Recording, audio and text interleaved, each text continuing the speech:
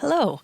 I would like to start by thanking Suchitra for organizing this wonderful presidential symposium, and also to thank the program chairs and the program committee for putting together this excellent, sure to be very engaging virtual annual meeting. We'd like to take this time to talk to the SRNT members and conference attendees about the Racial Equity Task Force, to introduce the members, to provide a bit of background for why the task force was formed, and to review what we plan to do and how we're going to go about it. It's important to acknowledge that I'm speaking today as one of 3 co-chairs for the task force, as well as SRNT's president-elect, and as a white woman. I'm also speaking as someone who found the murder of George Floyd to be atrocious and surprising. However, as I came to learn, there are many, many people in this world who found the murder of George Floyd atrocious, but not surprising, due in part to their very different lived experiences with police officers and other experiences with personal and institutional racism. Understanding the role of institutional racism and doing everything we can to dismantle it within SRNT is essential to ensuring that we, as a scientific society, support the best science possible and the most promising tobacco and nicotine scientists as we all work together to address the leading preventable cause of death and disease throughout the world. And that is the overall goal of the recommendations that this task force will make to the SRNT Board of Directors. We and this task force firmly believe that achieving a racially equitable scientific society, one that promotes racial equity in its science as well as in its members and scientists, is a goal that benefits all of the members and society at large. Therefore, it's going to take all of our members to ensure that we can achieve this goal. I'm going to talk briefly about the opportunities for everyone to participate in this critical effort in just a little bit. I'd like to start by introducing my 2 co-chairs, Dr. Kelvin Choi, who is a senior investigator at the Division of Intramural Research within the National Institute of Minority Health and Health Disparities, and Dr. Mignon Guy, an associate professor in the Department of African American Studies and the Center for the Study of Tobacco Products at Virginia Commonwealth University. Next, I'd like to introduce the other members of the task force. First, we have Dr. Yesenia Castro. She's an associate professor at the Steve Hicks School of Social Work at the University of Texas at Austin. Then we have Dr. Raglan Maddox. He's the study director for tackling Indigenous smoking at the National Center for Epidemiology and Public Health at the Australian National University. And finally, we have Dr. Patricia Nez Henderson, a senior scientist at the Black Hills Center for American Indian Health. And I should also note that we are supported by the inestimable Mr. Bruce Wheeler, who is SRNT's executive director and has provided fabulous support for the task force. I would also like to note that each member of the task force brings 3 key components or 3 key ingredients to this effort. First, each participant has a distinct lived perspective, both as a human being as well as an SRNT member and as an academic. Second, each of these task force members has provided excellent contributions to nicotine and tobacco science. And finally, each task force member has a clear passion for this issue. We are all looking forward to working together to really highlight and achieve the goals for this task force.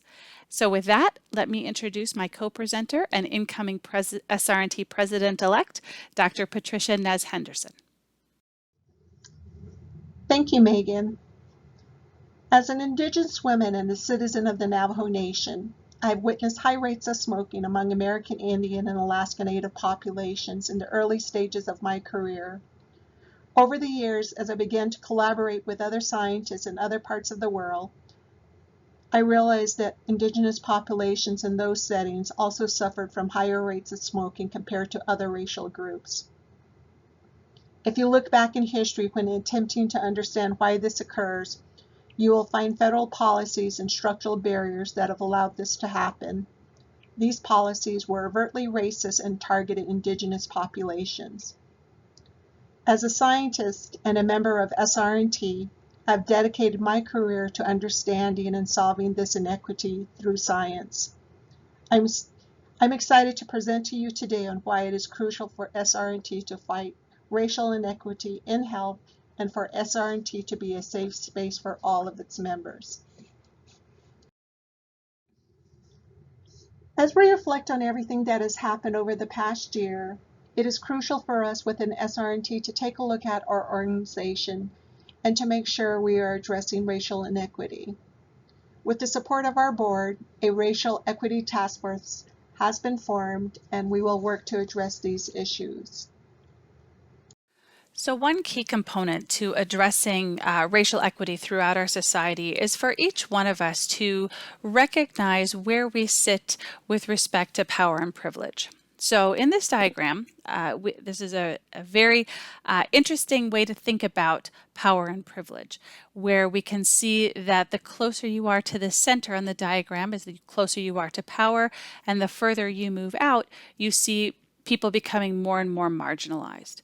With respect to race or skin color, you can see that people who identify as white are closest to the center of power, and that people become more marginalized as their skin becomes different shades and then as it also becomes darker. Now, while this wheel clearly identifies other issues that are related to privilege and power, such as sexuality, mental health, gender, wealth, one of the key things that you see, and that you see first when you meet somebody, is their skin color. And skin color is something over which nobody has any control, but it is something which dictates where you sit in respect to societal power. And so one of the things that we're going to encourage everyone to do as part of our work in the task force is to have people think about, where do you sit based on your different characteristics with respect to the center of power versus being more marginalized for different reasons. And so, in light of recent events that continue to highlight racism, including systemic racism in the US and throughout the world, the SRNT board would like to address the issue of racial equity within our science and within our society.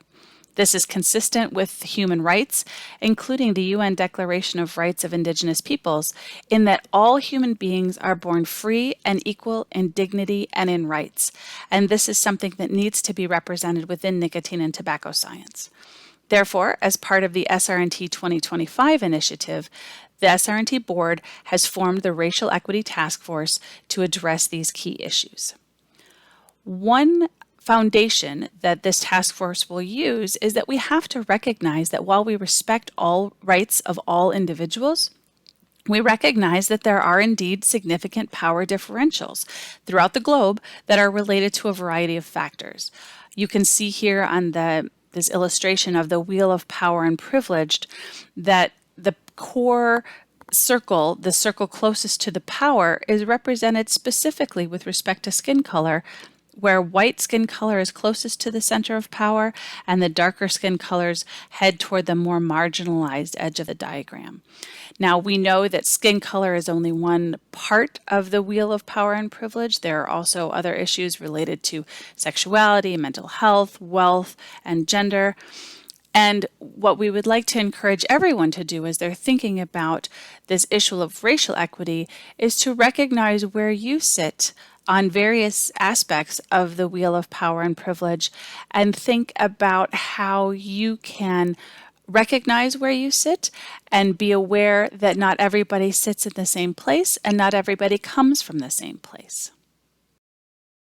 One of the reasons it's important to think about where you sit in terms of the wheel of power and privilege is because it's important to recognize that people are at either advantage or disadvantage based on a variety of factors over which they have no control.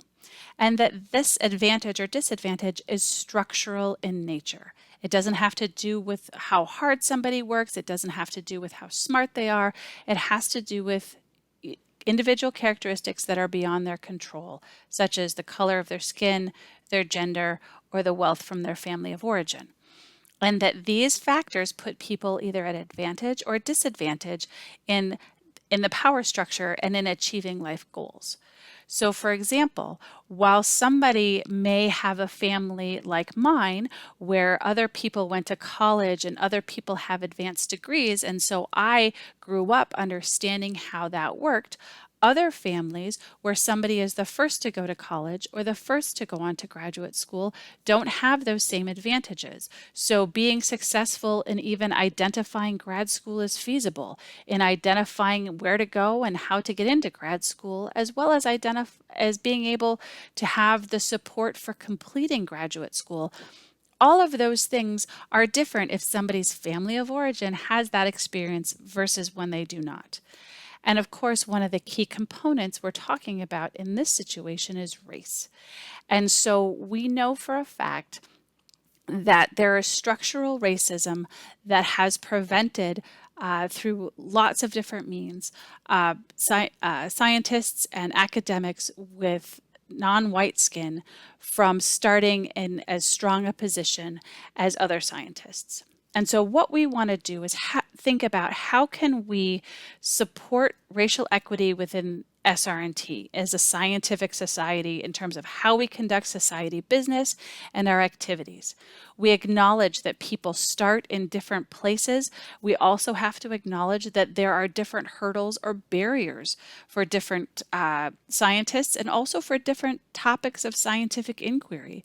For example, if you are studying a small marginalized group, is it harder for you to get funding? Is it harder for you to recruit that particular sample? And how does that impact the racial equity of our nicotine and tobacco science? So we need to think about how can we promote racial equity in the scientific questions we're asking, in the research methods we're using, including who we're studying, how are we interpreting our findings, and how are we going to disseminate our findings? Our research in nicotine and tobacco our studies being funded with an eye to racial equity in terms of the populations being studied, and how are we as a society providing the necessary tools so that everyone interested in nicotine and tobacco research can succeed regardless of where they start relative to that finish line. And so recognizing positions of power, recognizing different starting points, recognizing different barriers to success are all important components of this so that we can proactively, in an anti-racially discriminatory way, try to support racial equity in our science and among our scientists. There are 5 goals of the task force. These include identifying policies and procedures with SRNT that perpetuate racial inequities and advance racial equity, identifying actions that our organization can take to support racial equity in nicotine and tobacco science, providing educational resources to help SRNT members on this very important public health issue, and to make recommendations to the SRNT board. While the focus of this task force is on racial equity, we expect that the recommendations will likely apply to other marginalized groups and population. It is important for racial equity to be addressed throughout SRNT, not confined to an individual, network, or subgroup. In addressing the goals of the task force, we will be conducting an environmental scan. This includes reviewing SRNT's organizational structure and policies. We will be conducting key informant interviews with SRNT members to better understand how racial inequity is addressed within SRNT. We will also look to other organizations to see how they promote anti-racism within their organization. After collecting the data from these efforts, we will synthesize the data and identify gaps and needs. We have already started the SRNT policy and procedure review. So as we synthesize all of the information that Patricia just talked about, we will then provide a summary of findings and recommendations to the members. We want to hear from SRNT members about what we found, what we will possibly be recommending to the board, and we'll be soliciting feedback. We haven't identified yet the mechanism for that feedback, but that we want to be perfectly clear that we are trying to make this process as transparent and as participatory as we can. And we look forward to hearing lots of different comments and suggestions and critiques from various members during this process. And so once we have synthesized what we found in the environmental scan, we have shared that information and gotten feedback from the members about that and potential recommendations, we will form our final recommendations, and we will share those with the Board of Directors. And it will be incumbent upon the Board of Directors then to determine what actions SRNT will take to further address racial equity. In Michelle Obama's biography, Becoming, she talked about being one of the 2 Black lawyers in the entire firm. This is a large Chicago-based law firm. It's actually now throughout the country. And so that is why they asked her to mentor a law student, Barack Obama. That's where she met him, and that was her role, was to be one of the 2 Black lawyers to mentor this incoming Black law student. But why was she such a minority in a Chicago law firm of almost 2,000 lawyers? One of the reasons is because they had as their recruitment strategy that they took only the best of the best. And they defined that as being lawyers who graduated from Ivy League law schools, not recognizing what that meant. Because who goes to Ivy League law schools? Specific people with a family history, with the economic resources, and as she points out, people who feel like they would actually fit in that place. With this recruitment strategy, they missed out on exceptional law students from more diverse backgrounds who perhaps didn't have the financial resources based on their family of origin, or who just noted that they weren't going to feel comfortable going to a majority white institution to study law. And so despite the fact that they were getting the best of the best, they were getting the best of the best defined very narrowly. And so they missed out on potential lawyers that could have greatly improved their firm. We need to recognize that racial equity and racial diversity can really advance our science. Diversity has been shown in different kinds of research study to improve creativity, innovation, spur the creation of knowledge, and enhance problem solving.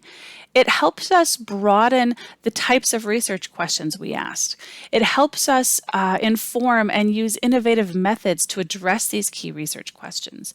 And it also helps us inform the conclusions that we're going to draw from our findings and really allows us to disseminate the findings in a way that would be most useful to addressing racial inequities, but also most useful to the people who need that information. And so SRNT's Racial Equity Task Force is going to continue working over the next year to begin to bring concrete, implementable actions to the board to enhance the strength of SRNT and the strength of SRNT's scientific contributions. In the Navajo culture, we have a word, vision, which means that in order to achieve optimal health and well-being, everything has to be in balance. Creating an environment that is actively anti-racist creates balance and promotes health for all. It is my hope that by taking a look at ourselves individually and as an organization, we can create a safer, more balanced, more equitable environment for all of us. I'm looking forward to working with the membership on this very important issue. Thank you for your time.